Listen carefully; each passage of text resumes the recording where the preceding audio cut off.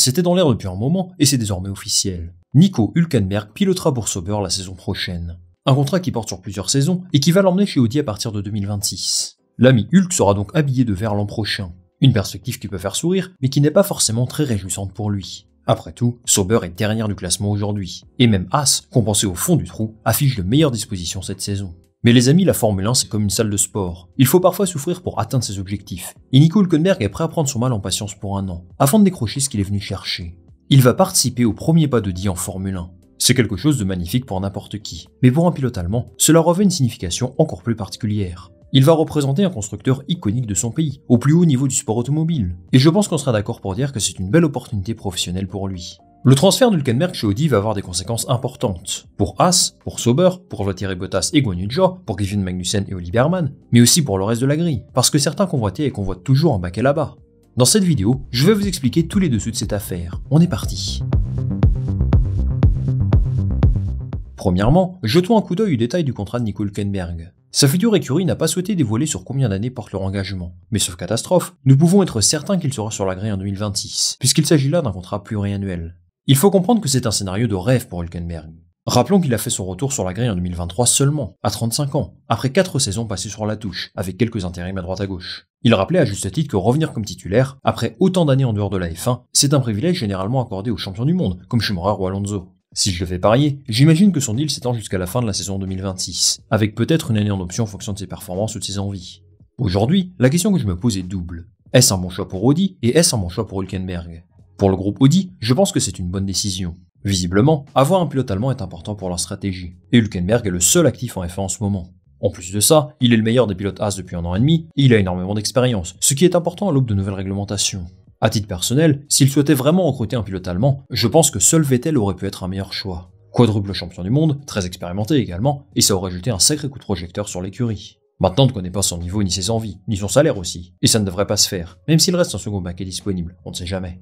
Ils auraient pu tenter Mick Schumacher aussi, mais j'ai l'impression qu'Andreas Seidel privilégie quelqu'un avec un petit peu plus de bouteilles. Donc Hülkenberg est à mes yeux la meilleure solution sur le marché. Pour lui, c'est sans doute ce qu'il pouvait trouver de mieux. Il n'est pas dans les plans de Mercedes, ni de Red Bull, Alpine sans doute pas non plus. Il aurait pu être une solution pour Williams s'il cherchait un pilote un petit peu plus costaud que Logan Sargent, mais il n'y a pas l'air d'avoir un énorme intérêt. Chez Audi, il y a un tout nouveau projet qui se lance, avec de nouvelles ressources, un nouveau groupe moteur, plus de personnel, et des ambitions plus élevées que celles de Sauber aujourd'hui. Si Audi maintient ses engagements initiaux, il aura le soutien d'un gros constructeur derrière, et il souhaite jouer dans le milieu de tableau dès leur première saison. Quand on voit l'état de Sauber aujourd'hui, on comprend que ce sera compliqué. Mais à ce stade de sa carrière, il faut qu'il tente quelque chose, et Audi est certainement le bon compromis. Ça peut aussi lui ouvrir les portes dans d'autres disciplines dans le futur peut-être, donc c'est également un beau plan de carrière sur le long terme. Haas est meilleur que Sauber en ce moment, mais les perspectives futures des deux groupes sont radicalement différentes. Ayao Komatsu, le nouveau team principal, a l'air d'avoir apporté du positif dans l'équipe. Mais Haas va rester Haas ces prochaines années, à savoir une écurie aux moyens très limités. Au final, je valide le choix d'Hülkenberg, et j'ai hâte de voir ce qu'il va faire au volant de la Kickstake Sauber, ou peu importe leur nom. Pour moi, ce transfert montre plusieurs choses. D'abord, derrière Sauber, c'est bel et bien Audi qui est aux manettes en coulisses. On le savait depuis la nomination d'Andreas Seidel à la place de Vasseur. Lui est venu pour faire la transition jusqu'à l'arrivée d'Audi. Et là, c'est clair que le projet est plus vivant que jamais. C'est la deuxième chose qui m'apparaît évidente aujourd'hui. En signant un pilote allemand, Audi montre qu'ils seront bien présents en Formule 1 en 2026. Souvenez-vous qu'il y a eu beaucoup de rumeurs d'abandon du projet. On a même parlé d'une vente à Toyota à un moment donné. Je ne sais pas s'ils s'imaginent en F1 pour longtemps, mais sur le court moyen terme, ils seront là, c'est garanti. Enfin, signer Hülkenberg à ce moment-là de la saison nous prouve qu'ils sont disposés à changer les choses en interne. Ils savent qu'il y a plus d'une chose qui ne va pas chez eux, et ils estiment qu'il est nécessaire de faire évoluer leur duo de pilotes pour atteindre leurs objectifs. Hülkenberg va donc retrouver Sauber l'an prochain, une équipe qu'il a déjà fréquentée le temps d'une saison en 2013. Il est un petit peu le passé, le présent et le futur de l'écurie, donc c'est un joli symbole. Par contre, il y en a deux qui pourraient bien faire partie du passé assez rapidement, Guanyu Zhou et Valtteri Bottas. Les deux ont affiché le même souhait. Ils veulent être là au moment où Audi prendra les rênes de l'écurie, mais il y a deux problèmes. Ils sont en fin de contrat cette saison, et c'est également le cas de la moitié de la grille. Pour moi, le meilleur des deux pilotes, c'est Valtteri Bottas. Il a marqué 59 des 71 points de son équipe sur les dernières saisons. L'an dernier, il claque 15-6 en qualif, et cette saison, c'est du 5-0. Donc il n'y a pas franchement de débat. Aux yeux du grand public, je pense que ça passe un petit peu inaperçu, parce que Sauber, c'est l'écurie la moins médiatique de la grille en ce moment, et surtout leurs performances en piste sont abominables. Bottas fait une jolie Q3 en Chine quand même, qui est à saluer, mais c'est compliqué pour eux. À titre personnel, je trouve qu'il ne démérite pas, et ce ne serait pas scandaleux s'il venait à prolonger avec son équipe. Maintenant, j'ai peur que la situation sur le marché lui fasse perdre son baquet. Et bien évidemment, son adversaire numéro 1, c'est Carlos Sainz. Là, il n'y a pas photo, entre les deux, Sainz est ultra favori. Mais s'il n'a pas encore donné son accord à Audi, c'est parce qu'il cherche un meilleur projet. Helmut Marko a dit dans une interview qu'il lui offre un pont d'or, tandis que Red Bull et Mercedes réfléchissent tranquillement à leur futur line-up. Ils ne sont pas pressés, et visiblement Sainz non plus, parce qu'il sait qu'il est courtisé par pas mal de monde. Et j'imagine que Sauber doit être l'option numéro 3 dans sa tête, derrière Red Bull et Mercedes. Donc il va attendre de voir comment ça bouge avant de prendre une décision. S'il donne sa préférence à Audi, je pense que Bottas et Joe ont de grandes chances de sauter. Dans le cas contraire, Bottas a une chance. Mais il semblerait qu'Esteban Ocon et Pierre Gasly soient eux aussi intéressés par le baquet. De ce que j'ai pu comprendre depuis que je m'intéresse à cette affaire, Esteban Ocon serait le pilote le plus attrayant pour eux si le plan Sainz échoue. Même si lui espère évidemment des nouvelles du côté de Mercedes. Bottas aura aussi la concurrence de l'Académie Sauber.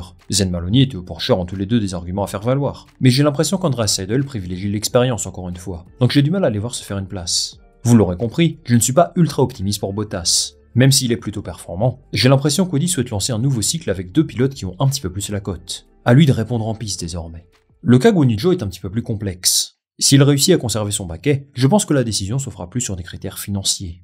Loin de moi de dire que c'est la seule chose qui caractérise Zhou, au contraire. Il est fiable, il part rarement à la faute, il est malheureusement très limité par le faible potentiel de cette voiture, ce qui fait qu'il ne peut pas nous montrer tout ce qu'il voudrait.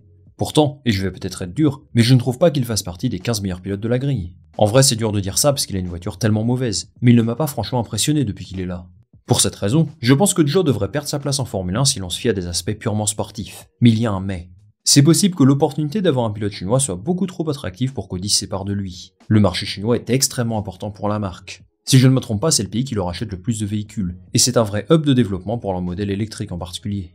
L'arrivée d'Audi dans l'écurie pourrait donc être une bonne nouvelle pour Guanyu Zhou, si tant est que c'est l'aspect économique qui prime.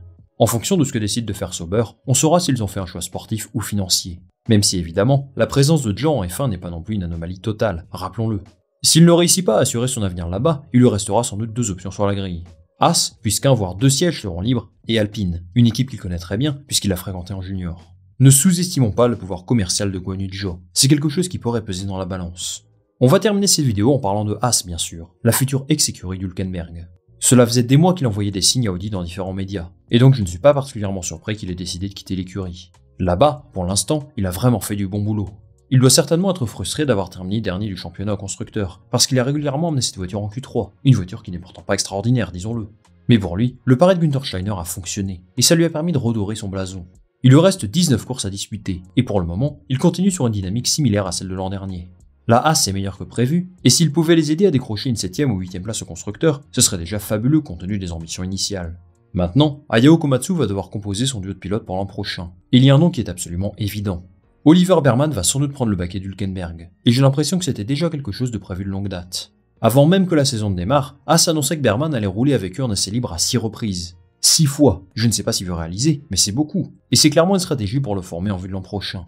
Berman ne fait pas un début de saison idoine en Formule 2, mais il a décroché une opportunité de rêve en Arabie Saoudite. Il a pris la place de Carlos Sainz, et il ne s'est pas fait prier pour montrer ce qu'il vaut au volant de la deuxième meilleure voiture de la grille. Il fait un excellent week-end, et il termine 7ème du Grand Prix, alors qu'il n'avait aucune préparation. Et c'est ce genre de performances qui sont super importantes pour une carrière. Il doit jouer le titre en Formule 2, parce que c'est le minimum à attendre d'un pilote aussi prometteur. Et s'il est loin au classement en ce moment, je pense que ça va rentrer dans l'ordre petit à petit.